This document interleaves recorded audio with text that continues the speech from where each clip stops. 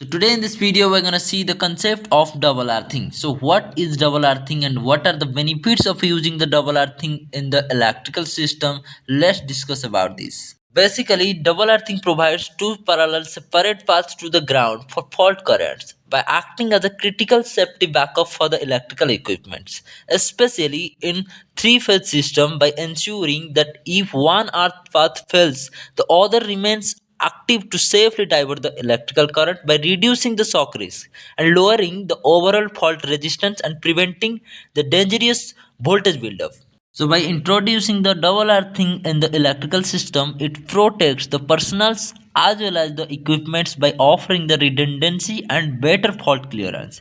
So for this purpose only the double earthing is provided in the electrical system. So it's all about the basic regarding the double earthing system and what are the benefits of using the double earthing system in the electrical.